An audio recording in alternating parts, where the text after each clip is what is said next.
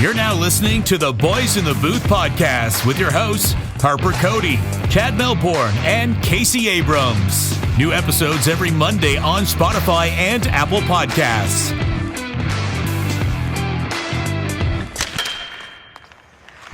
Good evening and welcome to episode 125 of the Boys in the Booth podcast. Just Cody and Melbourne for this one. Abrams was with you, Chad, up in Toronto this past weekend, and he couldn't make this one. So first of all, how was your weekend with Case, and how you doing on this Monday evening as we're recording here? Good. It was lots of fun.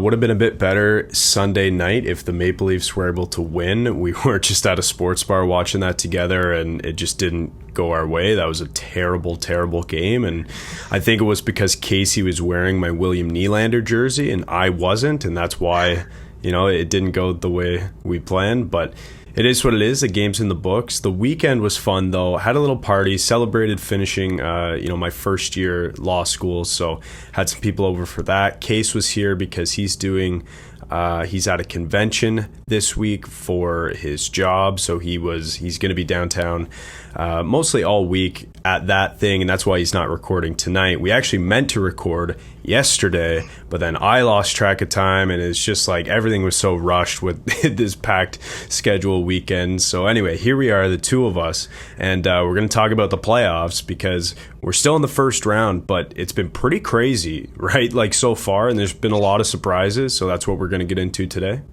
Yeah, funny thing is, we joked how, the first round is just going to completely screw up our NHL.com Stanley Cup playoff brackets. Well, we're only 3-4 games into each series, and mine's already in shambles. Yeah, I mean, if we're talking games, because you had to pick games for series, then yes, mine is as well. But if we're talking teams, it could go either way still for a lot of us here, because there's some close series for sure. And before we get into the episode here, I just got reminded because Remy is blowing my phone up. He's texting me about merch right now. I have to mention that if you go to boysinthebooth.com, you can get our Boys in the Booth limited edition merch. There's over 65 items to choose from, a bunch of different designs. You can get the classic, just the skate logo, or the alternate logo on the chest, or you can get a bunch of other things, including long sleeve golf quarter zip pullovers, bunch of different hats, bucket hats, etc. So there's something for everyone there. Make sure you check it out at boysinthebooth.com. Yeah, absolutely. Our biggest merch drop yet. So get yourself all set for summer. We've got some great weather here all this week. So get yourself ready. And again, boysinthebooth.com. Awesome. All right. We've got cap or no cap. And then we're going to go into a couple of big surprises from the first round of the Stanley Cup playoffs so far. But first, let's do a little cap or no cap. You're now listening to Cap or No Cap right here on the Boys in the Booth podcast. No cap, this shit bussin'. All right, first one for you, Chad. Big game tonight in Nashville. Game 4 between the Avs and the Predators. The Avs will sweep the Nashville Predators in Game 4 tonight. Cap or no cap? That's a tough one, and I must say, too, with just me and not Casey here doing this cap or no cap, there's a bit more pressure on me here because I don't get to listen to what Case says first or vice versa, so it's all on me, and I will say cap. They don't sweep the series tonight just because I don't think in my original bracket that I submitted to NHL.com I had them sweeping or in our predictions. I think I had them in 5, so I'll stick it out with that. 5 games for the Avalanche, and simply because I think Connor Ingram has really emerged as a solid goaltender in these playoffs here, sort of completely out of necessity because UC Saros is hurt. David Rittich became an absolute non-option for the team, and Ingram has kind of stepped in and been the guy, and I was actually surprised about that. I was looking through some of the goalie stats earlier today, and that may be a bit of a teaser to what we're going to talk about later, but Ingram has been really good. So I think I have to go with Cap. They don't get swept tonight in Game 4. And what a great story he is as well. All right, next one for Cap or no Cap. Big news out of New York when it comes to the Islanders today. Barry Trotz being let go by Lou Lamoriello and the Islanders. So Barry Trotz will be coaching in the NHL next season. Cap or no Cap? That is no cap for sure, and I think there's a handful of teams who would be extremely excited to have him as their head coach because, let's face it, with the Islanders, he wasn't the problem. You know, like I think, and we talked about this today, I think the problem goes back to, their 100-year-old general manager who has an $11 million fourth line and thinks it's the best thing since sliced bread. So I think that's the problem with the Islanders. They don't have a great team on the ice in the first place. It has nothing to do with Barry Trotz. In fact, that's the only reason they were so good for so long, in my opinion, because they fit that system to a T, and he was able to get them, to back-to-back conference finals, but never able to get over the hump from there. But someone will definitely have him as a head coach next season. I'm looking at the Detroit Red Wings. I think that makes total sense for them. They're on the up and up. I think they've got the players, but now they need the structure. And if you're talking about winners, Steve Yzerman knows how to pick winners. Barry Trotz has won. I think it just makes sense for Detroit. What do you think about that? Do you think Detroit's out of left field, or do you think that makes sense? Personally, I just thought in my head, immediate connection, but it could be wrong. What do you think? Yeah, I mean, first of all, we saw it with the Montreal Canadiens. Now we're kind of seeing it with the Islanders. What a difference a year makes. And this goes back to the last couple of years. The Islanders, 2 Final Four appearances the last 2 years. Trotz not far removed from a Stanley Cup with the Washington Capitals in 2018.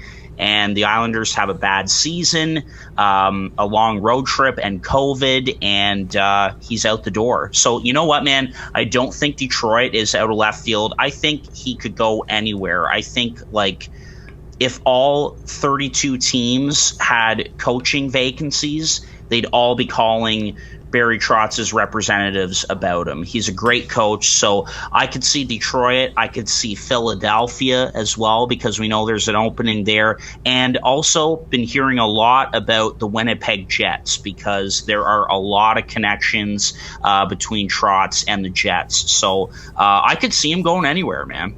Yeah, another one that I just thought of as well is New Jersey, because didn't they just say the other day that they're not bringing back their full coaching staff? I think Casey would be the best to talk about this, but I think they said Nasreddine is out, so maybe they're looking for someone.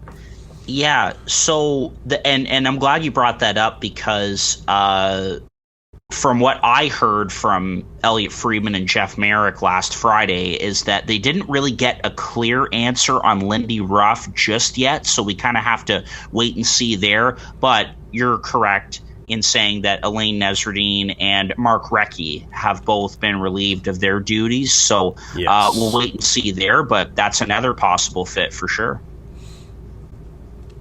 All right, and the last one for Cap or no Cap, Mark Scheifele will return to the Winnipeg Jets next season. Cap or no Cap? Ooh, that's a tough one.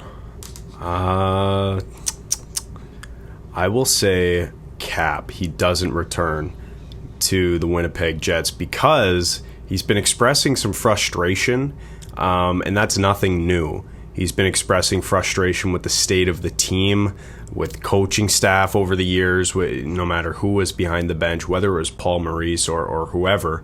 And it just seems like there's something wrong in that dressing room.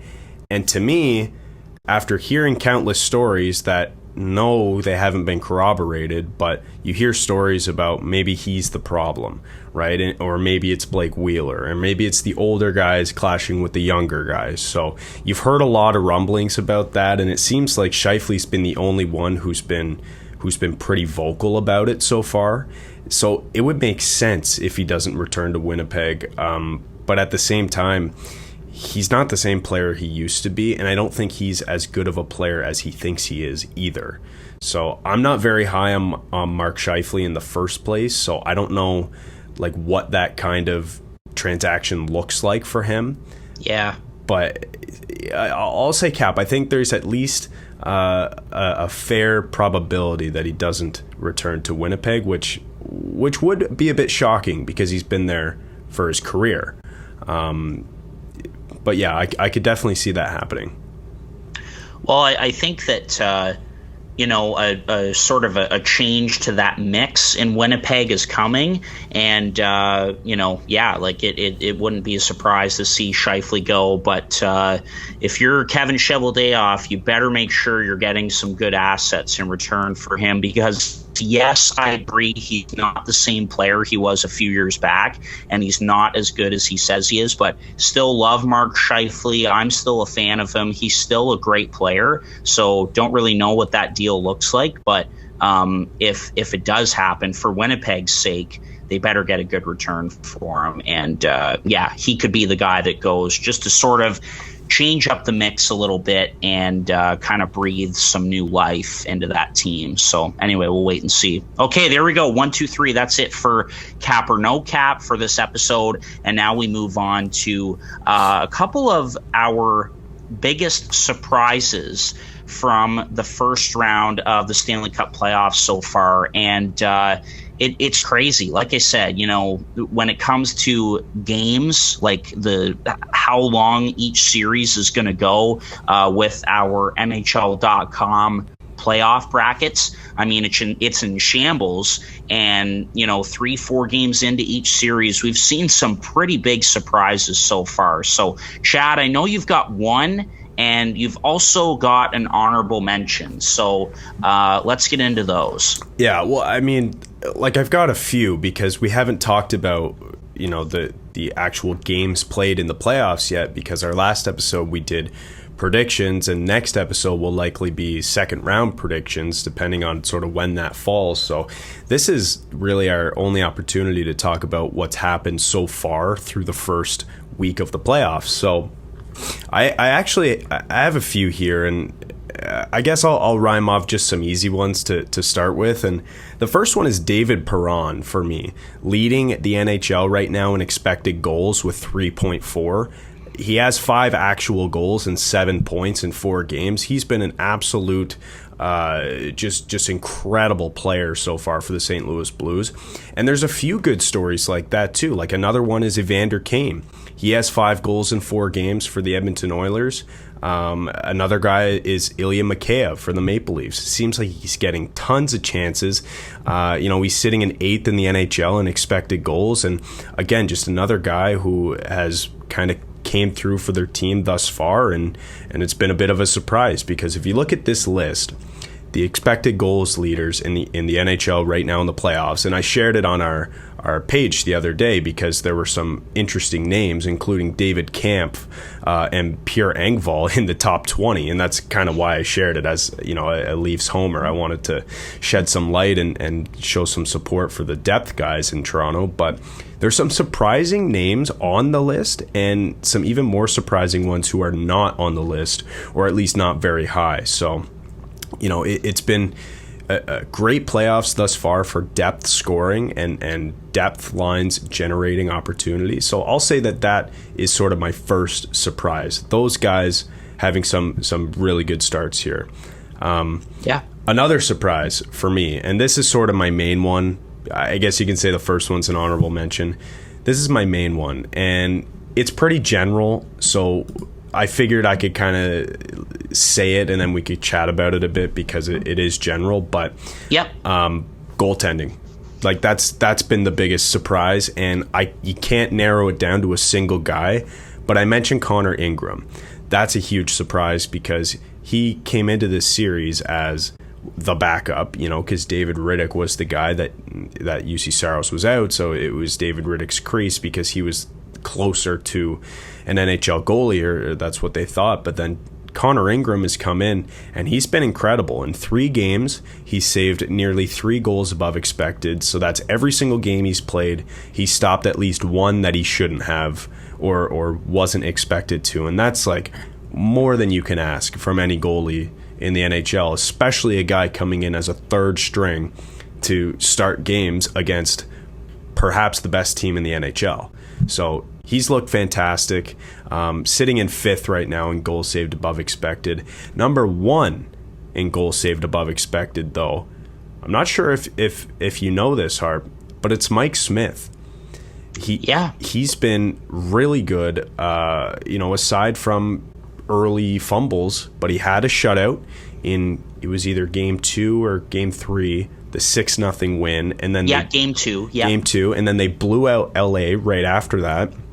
I think it was like 8-2 or something, like massive scores there. But Mike Smith has been great in both of those games, and his combined 4 games played so far. Like after game 1, there were some talks that maybe he wouldn't be returning to the crease after kind of stumbling out of the gate.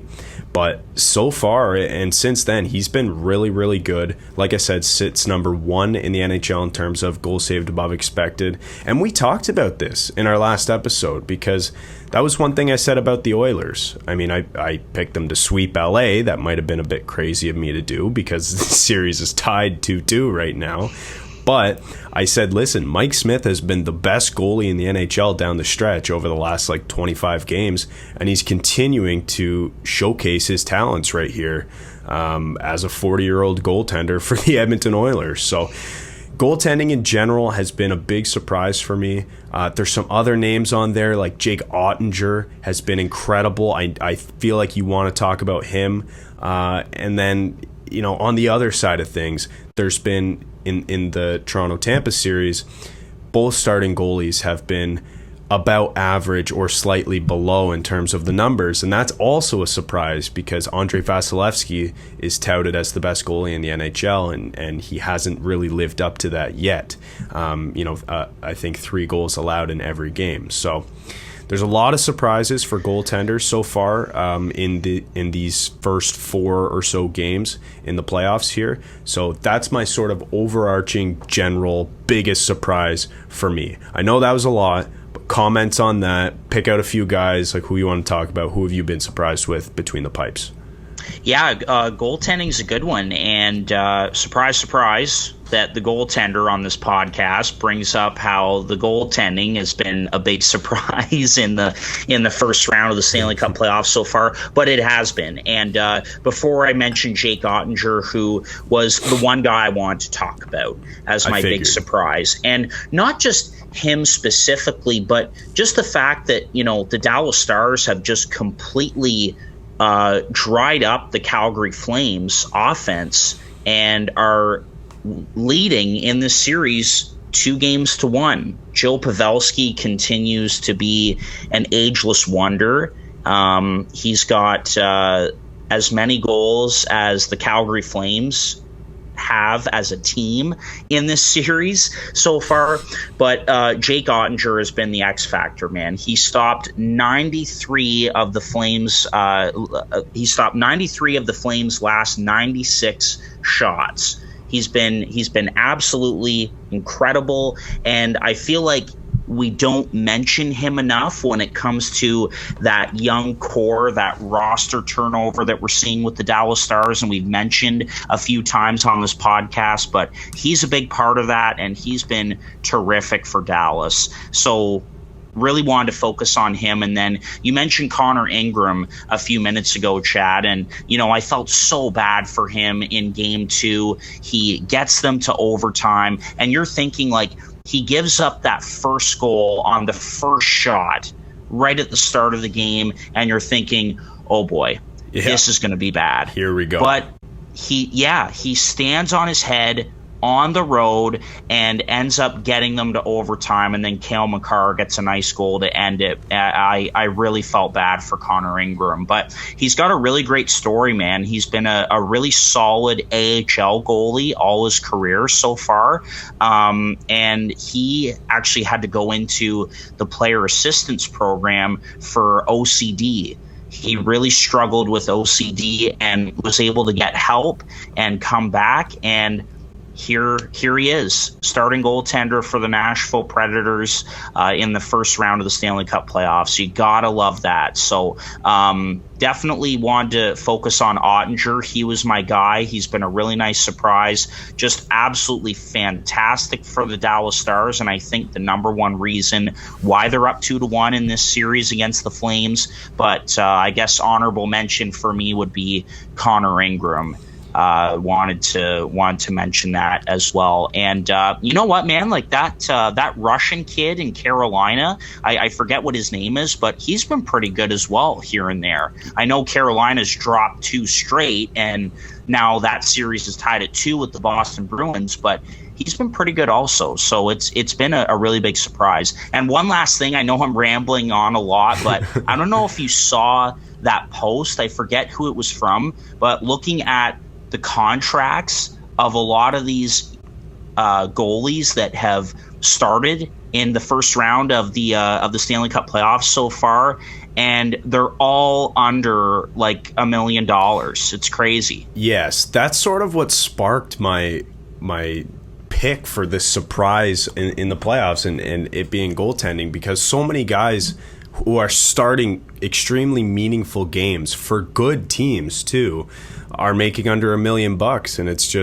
it's kind of crazy how that's happened. And even in last game with the Maple Leafs, you saw Eric Källgren play, and he was actually really good for Toronto. And so that's another guy who you just didn't expect to get in games, but here we are. That's the thing. Goaltending is always so surprising, and it's just totally random, so you don't really know what's going to happen a lot of the time. But it's funny you brought that up about Connor Ingram, how he went into the player assistance program for OCD, because I didn't know that at all.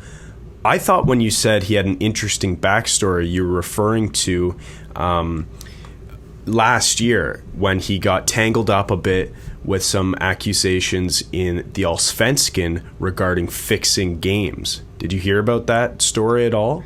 See, you missed the OCD thing and going into the player assistance program. I completely missed that other story. Yeah, so this is, and since then, he's been cleared of all allegations. There was an investigation, found no wrongdoing on his part, but the allegations were said because he ended up, there was some betting on a game, and Ingram went in, and this is in Tier 2 Swedish league, the Allsvenskan, under the SHL, right? So this isn't like, you don't hear about this in North America, but you know, only guys like us who follow the game and follow the prospects very closely know of it, that this league even exists. But anyways, he was playing in a game, and like he allowed 5 goals or something on 10 shots or something like that. I was reading the article the other day. I don't remember the exact specifics, but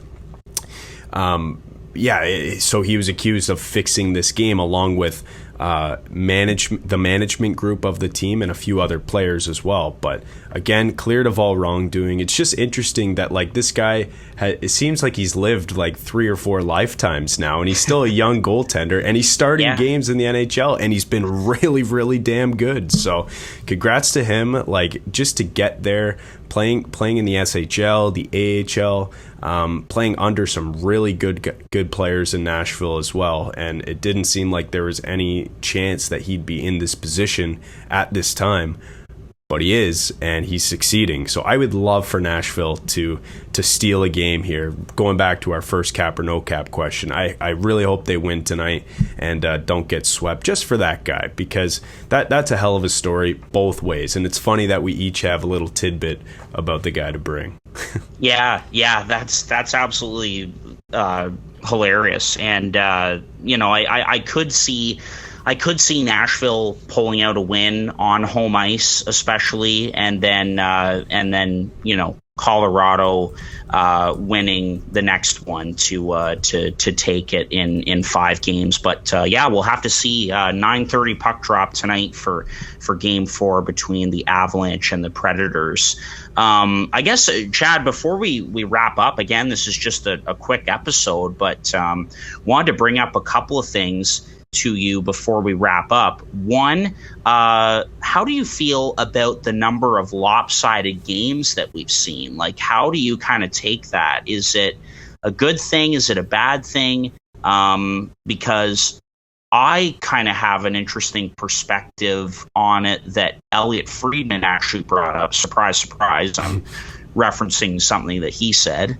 But just how do you feel about all of the lopsided games that we've seen so far? Well, it's kind of interesting, right? Because you think in the playoffs, these teams are the best in the league, and therefore they're going to have closer scores than if team number 1 is playing team number 32. But it has been odd, but I really like it because I think, first of all, I think it helps for betting. And Casey and I were talking about this on the weekend because if you get blown out, you come back and win the next game. That's how it works. We've seen that in the Maple Leafs series. Leafs blow out Tampa 5-0, lose the next game. Tampa blows out Toronto comes back. That's what we're hoping after last game's blowout, essentially. And then we saw it in the LA and Edmonton series too. Edmonton blew out LA twice in a row, like just absolutely battered them. It wasn't even close. And then LA came out and gets a win in game 4. So it's definitely interesting. Definitely not what I was expecting. But at the same time, and for me, like I was just looking at obviously the Tampa-Toronto series. I keep bringing that up because obviously that's what I'm following. But if you look at the goal differential between the teams, the Leafs are +1 and Tampa's -1. After so many up and down games, it's funny that they still kind of come back to like scoring essentially the exact same amount of goals, even though there's been so many up and down games. So yes, there's been a ton of blowouts. I think it's a ton of fun. I think it's very dangerous for teams who run up the score, though, because you know what happens when you blow out a team in the NHL. These teams have pride. And if your pride is hurt by getting blown out, like, look out next game. We all know that. So it's interesting. But I'm interested to hear what you have to say about this because I did not, like you, listen to the latest episode of 32 Thoughts.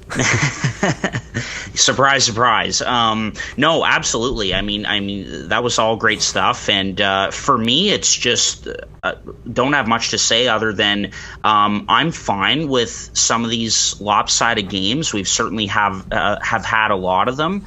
But I think what we're seeing is that, you know what, as long as we get longer series, like I'm okay with more of these lopsided games, but as long as we get longer series, as long as we get more 6-7 game series, I'm okay with it. And so I just found that was a really interesting perspective, a way to look at it. And who knows, like in that case, we get more of these 6-7 game series, which we will, because like all of the 4 series that played, the other 4 series that played last night, they're all tied up at 2 now. So it means we're getting deeper series, and I'm all for it. And you know what?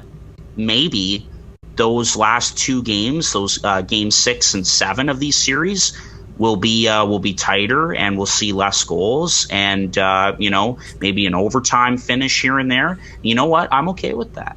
Yeah, me too. A Game 7 overtime heroic event. I would be okay with seeing that, I suppose, in any series.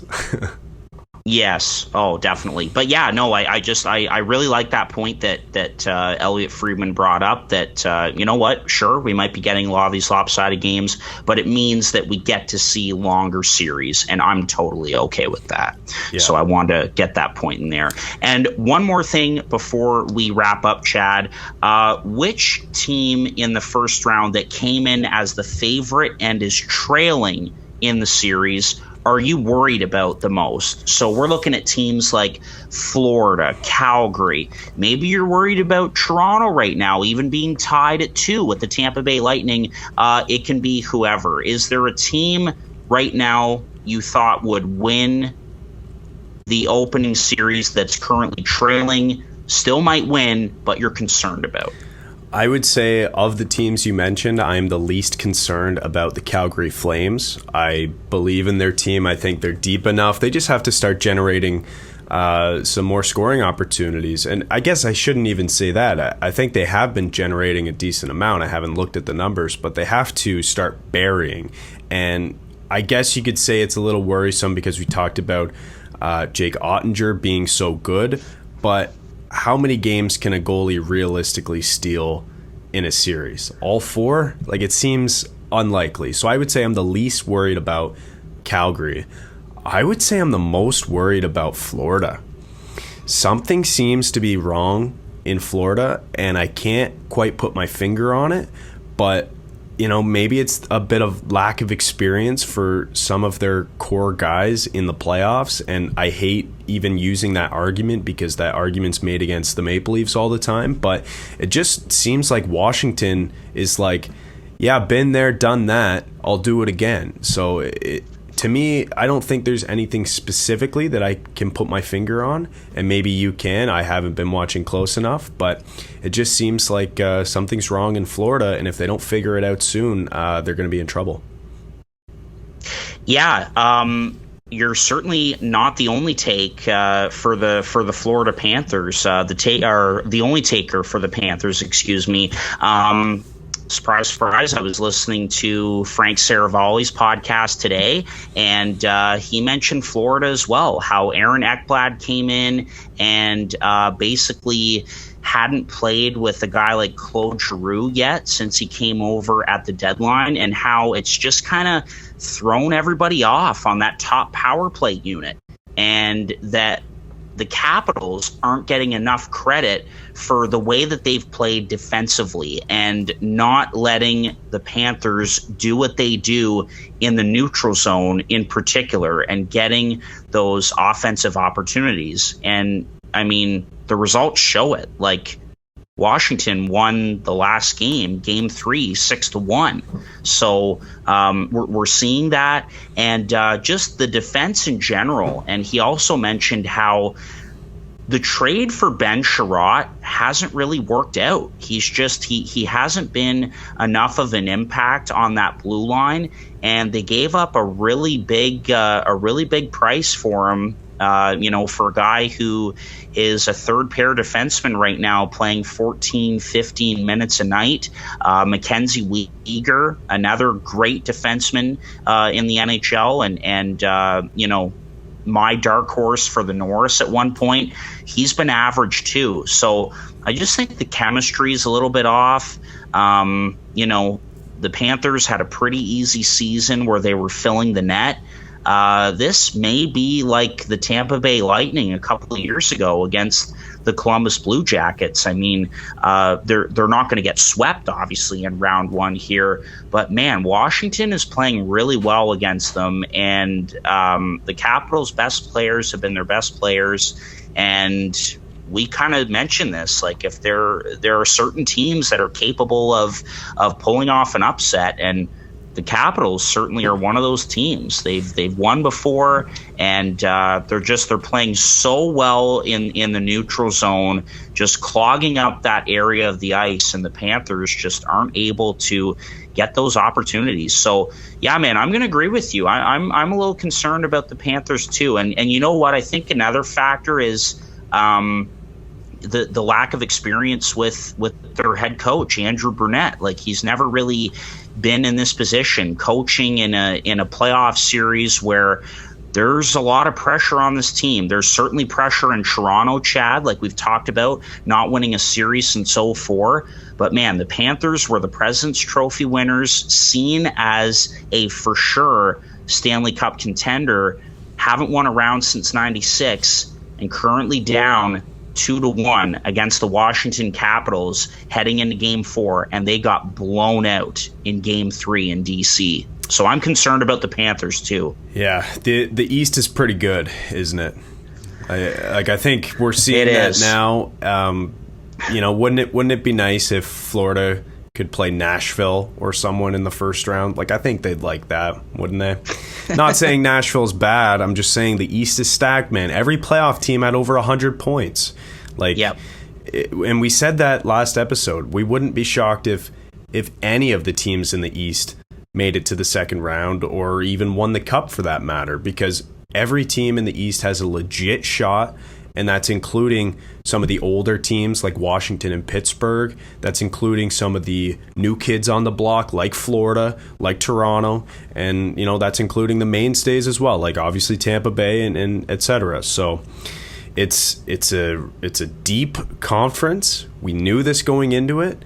I don't want to say I told you so about the Florida Panthers yet, because the series isn't over, and I did pick them to win in the first round. But I've been saying all year that I wanted Toronto to play them in the first round because I'm not scared of Florida.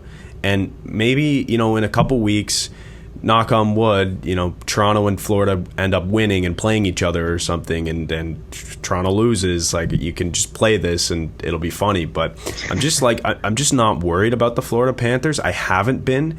It is a bit surprising that they haven't, lived up to their President's Trophy season so far in the playoffs. But we know that goals are hard to come by in the playoffs, harder than in the regular season. That's just a given. We know that special teams is massive in the playoffs, and you mentioned some chemistry issues on their number one power play, and that's never good. You need to have a hot power play running into the playoffs. And then also we know that goaltending is a major factor in the playoffs. Ilya Samsonov, I'm just looking at it now, has been incredible for Washington so far. He's currently ranked 4th in goals saved above expected, and he's only played 2 games, but he's been solid in those 2 games. He saved 3 goals above expected, and we just know that coaching is important. You mentioned maybe a bit of lack of experience there. So there's a lot of factors here that pointed me towards Florida not being as dangerous as people thought. But at the end of the day, they're still in it. But there is a little bit of cause for concern here, because if they don't even win a round, after winning the President's Trophy and after getting Giroux and after overpaying for Sherratt and making all those moves to go all in, it's going to be considered a monumental failure, a colossal failure, 100%. Like, it won't be thought of as anything else. And maybe you can blame it on the President's Trophy curse, because the President's Trophy winner hasn't won the cup in like 30 years or whatever. But it's it's fascinating that they're struggling a bit. And like I said, I'm not going to say I told you so yet, because they're still in it. But there is a bit of cause for concern. So back to your original question. If we're talking about the teams who were the favorites, who are down in the series right now, who am I most concerned about? I told you I'm least concerned with the Flames. I would say I am most concerned with the Florida Panthers. Yeah, I'm gonna agree with you with both of those takes. I'm least concerned about the Flames. They're actually my pick to win the Stanley Cup. You know that. Had them winning against Florida in the finals, ironically enough. But I'm not concerned about them. I think they need to keep grinding away, and they're a really good team, and they'll find a way to get pucks past Jake Ottinger and get through to the Dallas Stars, because the Stars are just kind of grinding away at the Flames, and they don't score a ton of goals. So, it's been a very low-scoring series. I think it's been the lowest-scoring series out of all of them here so far. So, not too worried about the Flames, but definitely am worried about the Florida Panthers, especially if they lose Game 4 tonight in Washington. Yeah, we said last episode, it's tougher to score your way out of problems. And, they did that all season long, and it seems like they're kind of realizing that now. So yeah. And again, going back to the Capitals, I think they realize that, we're not going to outscore the Panthers. We have to out-defend the Panthers, and we have to limit their chances and throw them off their game. And they've certainly done that so far. And I'm glad you mentioned Ilya Samsonov. He's been fantastic, and I think it's been a very up and down year for him. We kind of wondered going in, who was it going to be to sort of grab the net here, Samsonov or Vanacek, and it looks like Ilya Samsonov has done just that. Yep. Did you have any surprises that you wanted to share before we wrap up here? Not really, man. Just we kind of touched on it all just as an open discussion, an open, free-flowing discussion, which was nice. Just, surprised at the fact that the Dallas Stars are up 2-1 on the Calgary Flames, that the Florida Panthers look concerning, that they're trailing in their series against the Capitals. But for me, it was really just Jake Oettinger and how well he's played, a young goaltender coming into this series as the number one guy this time around for the Dallas Stars. He's just been so good. So that was the big surprise for me. But we kind of touched on everything, which was nice, and wanted to talk about Connor Ingram as well. And so, but yeah, if I had to go with my number one, most impressive, the one that's kind of stuck out to me the most, definitely the play of Jake Oettinger for Dallas. Nice. Okay, well, my final word then, just to wrap up for me, will just be, again, to plug the merch store at boysinthebooth.com. Over 65 new items to choose from. Our biggest merch drop ever. We'll be selling it for a little bit, but it is a limited time only, so make sure you go there as soon as you can. Support the podcast. All the money will be going back to improving the show and doing things that make our lives a bit easier. So we do appreciate everyone who goes to the website boysinthebooth.com and gets some sick merch. There's some great stuff there, so check it out. Yep, our biggest one yet. So again, you know where to go. Get yourself set up with some sweet Boys in the Booth swag for summer 2022. All right, Chad, thanks so much for this, man. Episode 125 in the books, and looking forward to having all three of the boys back for next week. And enjoy the games this week, man. Things are getting interesting. They certainly are. This has been another episode of Boys in the Booth with Harper Cody, Chad Melbourne, and Casey Abrams. New episodes every Monday on Spotify and Apple Podcasts. Connect with the Boys in the Booth on Instagram, Facebook, and YouTube at Boys in the Booth. Visit boysinthebooth.com for show details, and don't forget, you can become a patron of the podcast for just $1 a month at www.patreon.com/boysinthebooth.